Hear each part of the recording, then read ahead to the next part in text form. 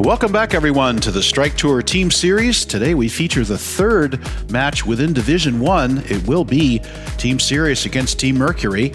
Team Sirius, of course, 1-0 with 3 points. Team France 1-1, and Team Mercury 0-1. For Team Sirius, we will have Carrie Martinez as the captain. That's KJ Martinez. Liz Johnson, the women's USA superstar. Jamie Gonzalez from Colombia. And replacing Steve Sanderson will be the two-handed lefty Heloise Cortin. Over on Team Mercury, we have the two Colombians, Santiago Mejia and Manuel Ortalora, leading off and bowling second, and also Luis Bendek in a surprise substitution for Halvar Hagen-Nielsen, the captain. And they'll be followed by Dennis Grundheid in Germany. So there are your two teams. Once again, if Team Sirius were to win this match, they would lock up the division lead, and Team Mercury would be shut out. It would then be Team France and Team Sirius for the division title. And if Team Mercury were to win, that means each team would go 1-1 within their division, and we would move to a tiebreaker based on total score. And you'd have to like Team Sirius's chances there, starting off with 257.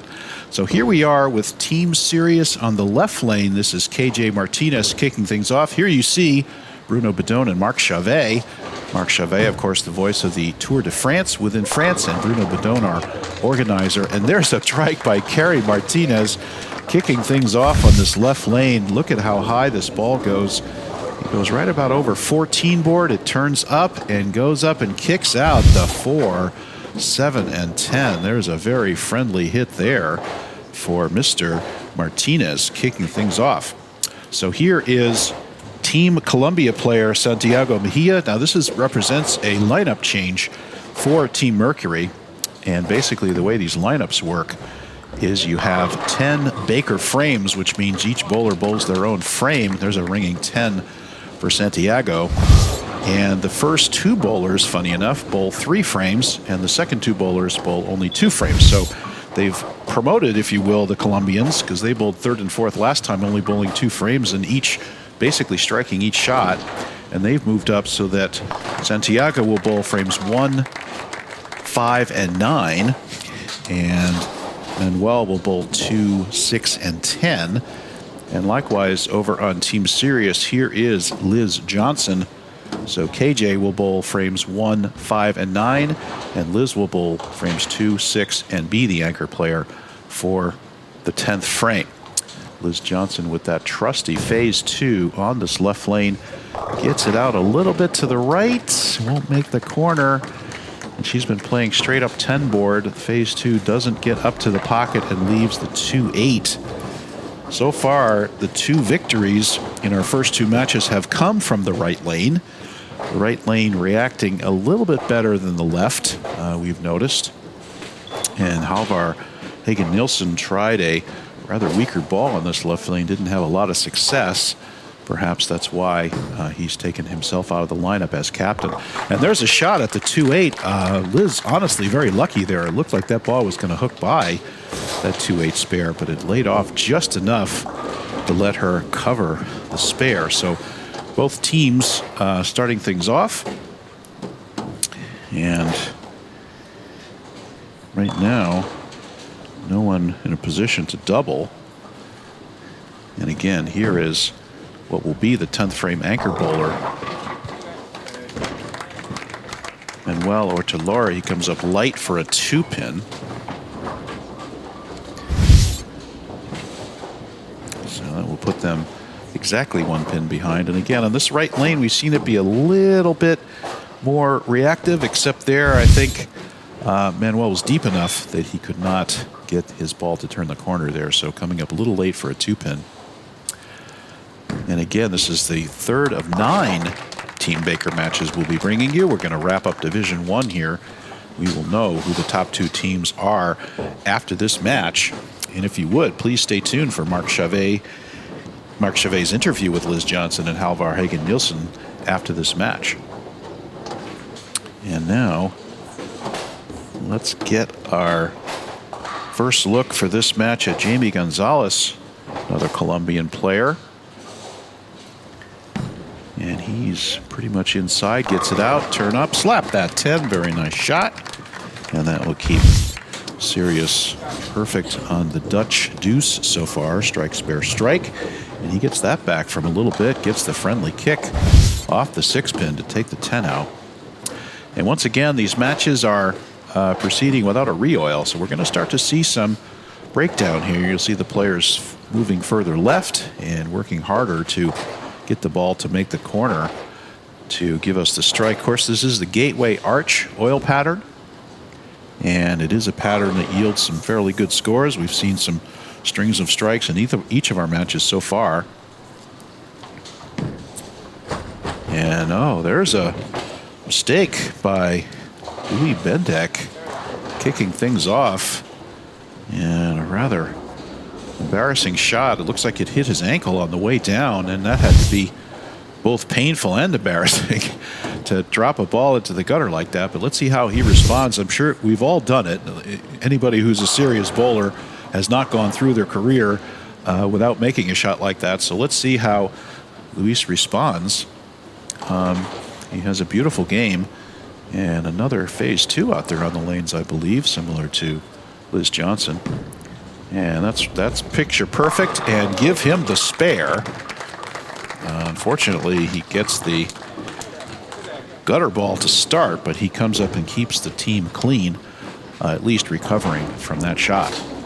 Okay, here's our first look at Heloise Courtin, and she is a two-handed left-hander, so she's kind of, in some ways, might argue, has everything going for her. And she is from the French team. And again, in for Steve Sanderson, and look at that turn over the third arrow and right up through the pocket. Beautiful start to kick things off for Heloise, and that would be a double for Team Sirius, combined with the gutter ball will now give them 21-pin lead already for Team Sirius. Once again, Team Sirius with a win locks up the lead in the division, and they would bowl Team France for the title of Division 1. Then we'll move over to the Division 2 matches. And there's a massively paralyzer 5 for Dennis Grunheit from Germany. He's like, what do I need to do? That was a beautiful shot, and watch this out over the third arrow and watch it make the corner. Should have every reason to strike, but he gets the paralyzer 5. Happens way more often than you might expect, and a really bad break there for a team that could really use the strike. So Dennis will have no trouble picking up the 5-pin. Yes, no problem there. Doesn't have to buy the house a drink, so that's a good news. So now we're back to the top of the order here for KJ Martinez, and again, can they add to this double that they already have? And there's Dennis running out the 5-pin conversion. KJ had some struggles on the right lane. He left 2 4-pins, then he tried to move off of it, finally struck. Let's see how he does off this high hit that he had the first shot here in the left lane. And a little bit left, but it stays in the hold and goes dead flush for a triple for Team Sirius. Team Sirius out to a commanding lead already here.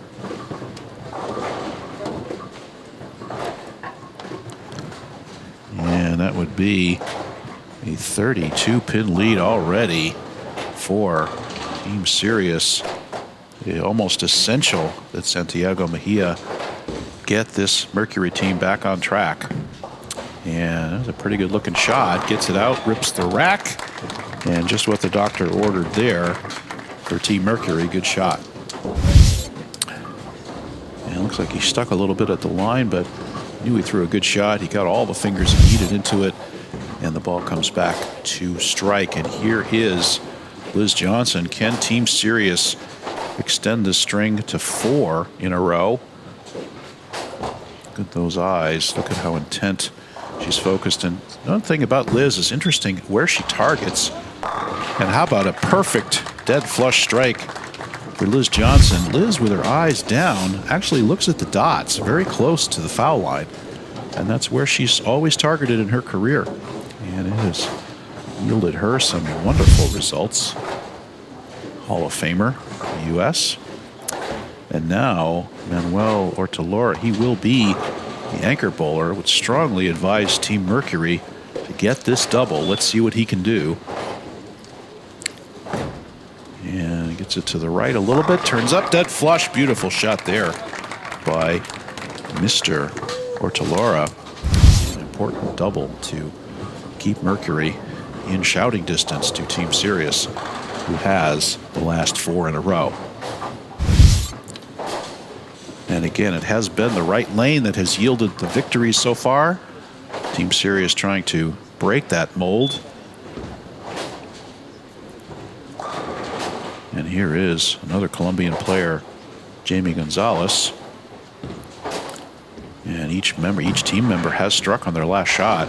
And Jamie, a little high, gets the 4-pin from behind. Some very friendly hits here for Team Sirius to extend to 5 in a row. And that is, he's talking to his teammates there, maybe giving them a little razz. And he says, thank you very much for the trip 4. And a good shot there by Gonzalez. Now Luis Bendek coming up after that hitting of his ankle the first time. And that does smart, I'll tell you, having done it more than once. That is a painful connection between ball and ankle. There's a beautiful shot there. Turn up and rips the rack. So certainly no shortage of power and finesse there for Mr. Bendek from El Salvador. Again, it kind of tells you about the international flavor of this 2022 Strike Tour Series. Of course, the series is a special event organized by Bowling Promotion for the French Federation and the French Olympic Sport Channel for the promotion of bowling in general and the French teams specifically. And speaking of French teams, here is Eloise Courtin. Comes up and throws her second strike of the match and the 6th strike in a row for Team Sirius. And looking like they're just about to put things out of reach.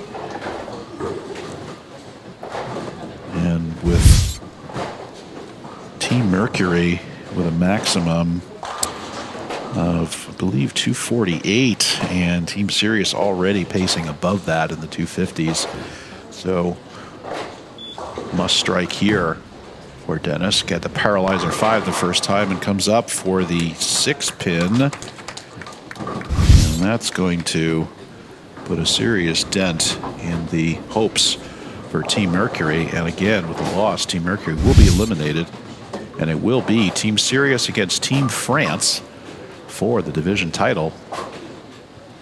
Please hit subscribe for our 2022 Bowling Promotion Tour Strike Tour Series channel. It's our pleasure to bring you these international matches. Once again, I'm Bruce Hall, and the international commentator for these matches, whereas Marc Chavet and Bruno are the French commentators for the matches. And here is Team Sirius moving into the 9th and 10th. This will be Kerry's 3rd shot of the match. He is 2 for 2 on strikes. Let's see what he can do. In fact, the only person to miss striking so far in this game for Team Sirius was Liz Johnson with that 2-8 back in the 2nd frame. And other than that, they are perfect and have a possible 280. And here's Kerry. Last time he got it up the oil, and he does it again, and it backs off. That's a perfect hat trick for Kerry.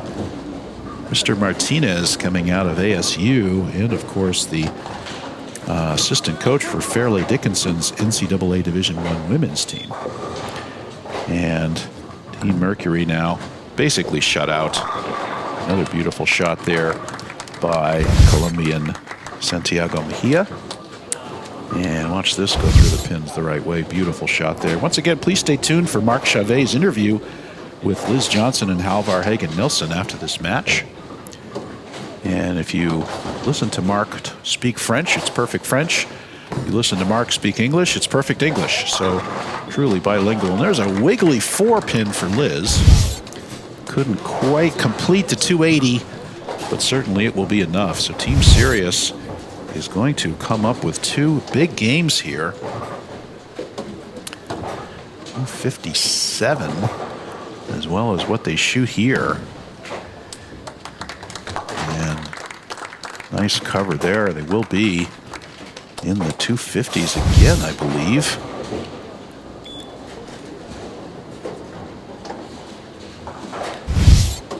And here's Liz trying to round things out for Team Mercury, for Team Sirius, excuse me, and she'll have the clapping behind her. And right to the pocket, beautiful strike there.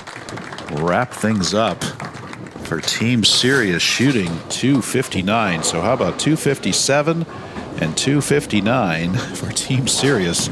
Clearly the team to beat here in the final against France, which will be our next telecast. And there's a good shot there by Manuel Ortolora, wrapping up Team Mercury's game here. Unfortunately, Team Mercury getting run over by Team Sirius with their 259. And Manuel can double here to get them into the 220s. Team Mercury will go down with an 0-2 record. And it will be Team Sirius against Team France for the division final. Another good shot there by Manuel. Leaves a ringing 10-pin. Enough, obviously, and he'll cover up this spare, and that will be a 216 performance for Team Mercury. Next match, again, Team France versus Team Sirius for Division 1 title. And there's the wrap-up and the shaking of hands by the teams, and we'll see the statistics here in a second. And once again, congrats to Team Sirius and their fine performance over these two matches. Again, Bruce Hall here, your international commentator. Here you see the statistics coming up. Again, please stay tuned for the interview with Liz Johnson and Halvar Hagen-Nielsen by Mark Chavet. And if we look at the final standings for the qualifying in the division, we see Team Sirius with 2-0, 6 points, score 516, 259, 257. Team France, 3 points for the win, 1 point for second, that's 4 points. And Team Mercury with 0. Take care, everyone. Fontaine-le-Comte, l'endroit historique où on vit la toute première édition du Strike Tour. Une victoire donc de la Team Sirius, Liz Johnson évidemment, qui a fait des tests de matériel durant le dernier match face à la Team Mercury. On va lui en parler. Liz, so congratulations on a great win for the team. 6 points all the way for Sirius. You were testing a bit of equipment out there, weren't you? We saw you play with different balls. I actually ended up using the same ball, but I probably just trying to get loose again from having a small break, and maybe the first shot wasn't so good. But you know, Kerry put a great team together. He changed up our lineup the next game, and it worked out. And Eloise threw 2 great shots, and you know, we had a big game. Voilà, Lise nous dit effectivement, je faisais quelques tests avec quelques boules. On a eu des réglages de dernière minute également en ce qui concerne la composition de l'effectif. On a fait un beau travail. Kerry a fait un beau travail pour l'assemblage finalement de ce collectif. Et on a pu aussi, grâce à Héloïse, qui a fait deux très beaux strikes, aller jusqu'à la victoire. We look forward to seeing more of you in the moments to come, of course. 6 points to the team. Great way to start the tournament. Looking really good for the rest of the competition. Thank you very much. Looking forward to a lot more bowling. Voilà, Lise nous dit, elle a hâte d'y être également pour la suite des opérations. Halvar, in terms of Team Mercury here, so 2 matches, 2 defeats, obviously, a bit of disappointment. It is the first time we talked about the pressure of performing here on a TV stage. Give us a sense of what this tournament was like for you guys. It's been good. We have kind of created new bonds between nationalities, and we've kind of found new friends across the continents. Bowling-wise, we have had some good times in the St. Lo. We had some bad carries and some bad shots. We feel like we've done well. Maybe we were some unlucky with some timing with the matches. A lot of the teams played really high against us, but we did our best, and the other teams were just better. Voilà, très fair play. Il dit que les autres équipes étaient tout simplement supérieures. Ce que nous, on a pu retirer de cette compétition, de ce collectif, c'est on a pu trouver une nouvelle cohésion de groupe entre des joueurs de différentes nationalités. On a beaucoup travaillé à Saint-Lô, évidemment, pour constituer cette équipe. On s'est entraîné ensemble, on a appris à se connaître. Et je pense qu'on a une bonne fondation pour la suite, nous dit Alvar. So the next step, of course, is to wish you all the best. And we look forward to seeing you once again for perhaps the second edition of the Strike Tour. Yeah, thank you. I hope so. Merci beaucoup.